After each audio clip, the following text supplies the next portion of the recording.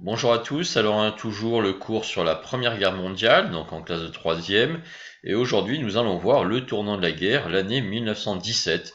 La guerre arrive enfin à sa fin. Alors on prend un petit peu de chronologie, donc 28 juillet 1914, le début de la Première Guerre mondiale, 1916, les grandes batailles comme la bataille de la Somme qui a surtout concerné les soldats anglais et la bataille de Verdun qui a été le grand traumatisme de l'armée française, et on va se demander quel a été le tournant de la guerre qui a mis fin au conflit mondial. Alors, il y a eu plusieurs événements qui sont passés en 1917. Et le premier s'est passé, va être étudié à travers la bande dessinée de Tardy. C'est la guerre des tranchées. Alors, je vous ai déjà dit à plusieurs reprises que la bande dessinée, c'est un moyen aussi, comme le cinéma, la télévision, de réviser ses cours, d'apprendre deux, trois petites choses. Et la bande dessinée de Tardy est très intéressante parce qu'elle reprend certains événements historiques, notamment cet épisode où on voit des soldats qui ne sortent pas des tranchées, qui ne peuvent pas sortir des tranchées parce qu'ils sont bombardés, canardés et cloués au sol par l'artillerie allemande. Et leur officier, le général Berthier, dans cette bande dessinée, décide de faire tirer les canons français sur les tranchées françaises pour obliger les soldats français qui refusent de sortir de sortir et de partir à l'assaut. Alors ça, c'est ce qu'on appelait les mutineries de 1917. Une mutinerie, c'est une révolte. Les soldats se mettent en grève, c'est une autre façon de le voir. Ils refusent de sortir des tranchées. Alors pourquoi est-ce qu'ils font ça à partir de 1917? On trouve ça dans l'armée française, mais aussi dans l'armée anglaise, allemande, russe, italienne. Eh bien, on avait promis aux Français et aux soldats, de manière générale, une guerre courte. Et finalement, cette guerre n'est pas courte, on en est à la troisième année, et il y a depuis 1917 toute une série d'assauts, de grandes vagues d'offensives très meurtrières. Alors la bataille de Verdun, 1916, la bataille de Verdun, c'est quand même 700 000 hommes mis hors de combat. Alors mis hors de combat, ça veut dire à la fois morts, mais aussi blessés. 700 000 soldats mis hors de combat, dont 300 000 uniquement pour l'armée française. Il y a eu également la bataille de la Somme, qui est une bataille terrible, le grand traumatisme de l'armée anglaise. Et puis en 1917, le général Nivelle décide de lancer une dernière grande offensive, ce qu'on a appelé le chemin des dames. Ce sera une véritable catastrophe. Et les soldats montrent leur mécontentement en refusant de sortir des tranchées. Alors, on n'étudiera pas ça aujourd'hui, mais les soldats français, l'armée française va notamment utiliser la technique des fusillés pour l'exemple. Vous avez refusé de sortir des tranchées, c'est ce qui est raconté dans cette bande dessinée. Eh bien, nous en prendrons dans le régiment 1, 2, 3, qui seront fusillés pour l'exemple, afin que les régiments sortent la prochaine fois des tranchées. Alors là, je vous montre juste une petite carte pour voir le front. Alors ici, vous avez Verdun, vous avez ici la Somme, donc les deux grandes batailles de 1916, et puis là, l'offensive du chemin des dames. Donc là, vous avez Paris. Donc tous les combats ont lieu dans le nord de la France et le sud de la Belgique. Voilà.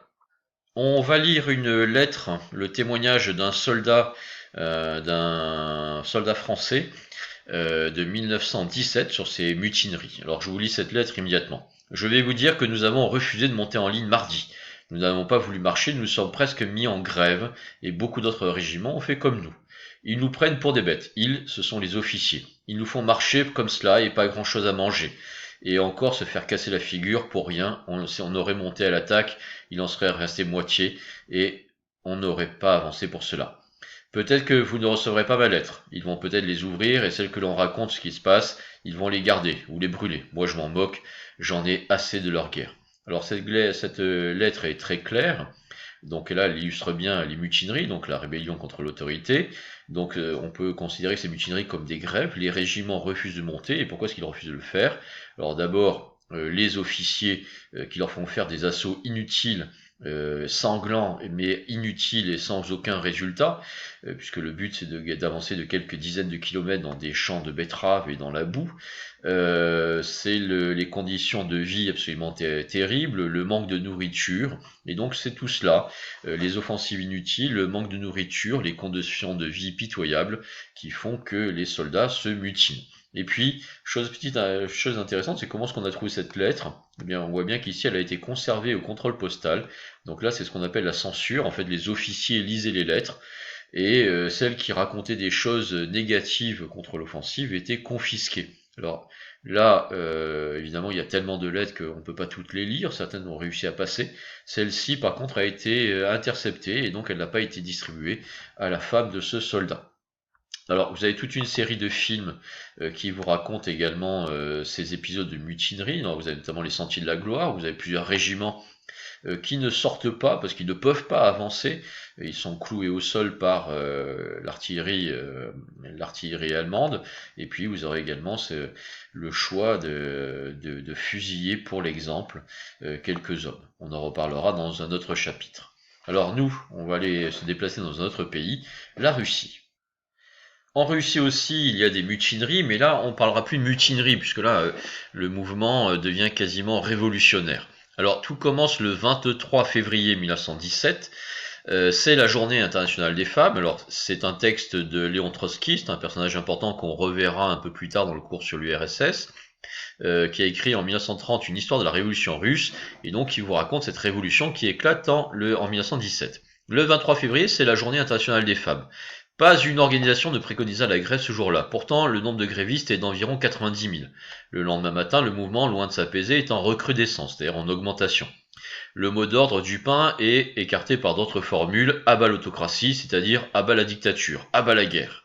Le 26 est un dimanche. Peu à peu, les ouvriers opèrent leur concentration, et de tous les faubourgs convergent vers le centre. On les empêche de passer le pont. Ils déferlent sur la glace, quand en février, la rivière Neva est un pont de glace. Les soldats ont reçu l'ordre de tirer. Ne tirez pas sur vos frères et sœurs, crient les ouvriers. Le 27, l'un après l'autre, les bataillons de réserve de la garde se mutinent. Des ouvriers ont réussi à s'unir à la troupe et à obtenir des fusils et des cartouches. Alors là, on est le 23 février, c'est la journée internationale des femmes, ça existe encore aujourd'hui. Aujourd'hui en France c'est le 8 mai. C'est les femmes réclament le droit de vote, l'égalité homme-femme, et donc elle a lieu ce 23 février 1917 à Saint-Pétersbourg et à Moscou. Alors ici, vous avez 90 000 personnes qui protestent. C'est un mouvement de grève assez classique. Et au départ, on crie du pain, c'est-à-dire qu'on se plaint des restrictions alimentaires liées à la guerre, donc des conditions en fait inhumaines impliquées par le conflit. Et puis très rapidement, on enlève ces slogans et on dit à bas la dictature, donc à mort le tsar, à mort l'empereur et à mort la guerre. Et donc on arrive à des slogans qui sont beaucoup plus révolutionnaires. Alors, comment réagit le pouvoir? Donc d'abord des ouvriers, la grève continue, les ouvriers se rassemblent et s'unissent aux femmes. Et en fait, ils veulent se jeter sur le palais impérial de l'empereur, le tsar Nicolas II. Et ils essaient de franchir le pont qui les empêche d'aller rejoindre le palais impérial. La vie de l'empereur est menacée. Alors les soldats ont reçu l'ordre de tirer pour protéger l'empereur, et finalement ils refusent de tirer. On sait bien pourquoi, d'abord parce qu'ils partagent les slogans parfois, et puis ce sont également leurs familles qui sont là. Le 27, donc, les régiments de l'empereur se mutinent. C'est la fin du tsar. Alors Nicolas II, on le verra un peu plus tard. Le tsar Nicolas II est finalement arrêté. Il sera exécuté avec toute sa famille. Ça, c'est la révolution russe qu'on étudiera plus tard. Le nouveau chef de la Russie devient Lénine. Alors, il s'appelle Vladimir Ilyich Ulyanov, mais il avait pour surnom Lénine. Il devient le nouveau dirigeant de la Russie de 1917 à 1924. Lui aussi, on le verra sur un autre chapitre. Et donc il prend le pouvoir. Alors, nous on est toujours sur un cours sur la Première Guerre mondiale, alors ça change quoi pour la France? Eh bien la première décision de Lénine, ce sera d'arrêter la guerre. On a bien vu que les manifestants demandent à bas la guerre. Donc il va accepter cette condition et les Russes désormais sont empêtrés dans cette révolution. Alors ça change tout pour la France. Je vous rappelle que la Russie est un allié de la France.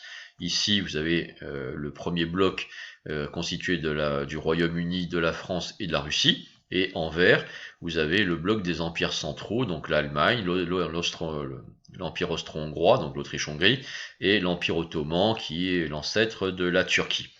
Alors, pour l'instant, on avait du mal à tenir le front face à l'Allemagne, alors que l'Allemagne, en fait, elle a une faiblesse en temps de guerre, elle est divisée en deux, elle est prise en sandwich, si vous préférez. Donc, elle est obligée de diviser ses forces, une partie à l'ouest et une partie à l'est. À partir de 1917, la Russie arrête les combats, et donc la totalité de l'armée allemande va pouvoir se jeter sur le front russe et donc attaquer la France. C'est absolument catastrophique. La France a perdu un de ses principaux alliés. La seule solution, ça va être de compenser cette perte, l'arrêt des combats de la Russie. C'est notre troisième partie. Donc en résumé, la situation est très complexe pour la France. D'abord, il y a des mutineries dans l'armée française, alors même s'il y en a aussi dans l'armée allemande. Deuxième problème pour la France, elle a perdu son principal allié en 1917, la Russie, qui arrête les combats à cause de la révolution qui commence à l'agiter. Et donc, la France n'attend qu'un sauveur, et ce sauveur va arriver des États-Unis. Je vous rappelle que les États-Unis ne sont pas rentrés en guerre en 1914. Alors d'abord parce que les États-Unis ne sont pas encore la première puissance mondiale, et puis ils considèrent que cette guerre ne les concerne pas. Alors ça ne veut pas dire qu'ils ne font rien, hein. Ils font du commerce, ils vendent des armes, des munitions à la Grande-Bretagne et à la France, hein. C'est une démocratie et donc ils soutiennent les démocraties, mais néanmoins les Américains restent à l'écart du conflit. Alors en fait ils vont pas pouvoir rester très longtemps hors de ce conflit parce qu'en fait ils sont concernés indirectement, ils sont touchés par les impacts de cette guerre. Et notamment, il y a l'invention et la généralisation d'une nouvelle arme qui est le sous-marin.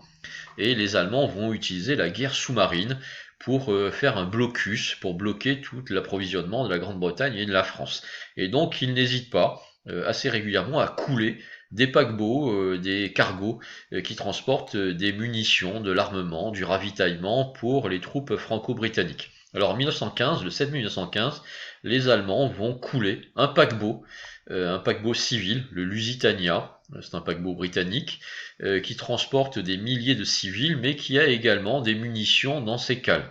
C'est un bateau qui fait la liaison entre la Grande-Bretagne et les États-Unis, et donc il transporte à la fois des troupes, des civils et du matériel militaire. Alors le bateau va être coulé, il y aura au total 1260 morts civils et une centaine de citoyens américains.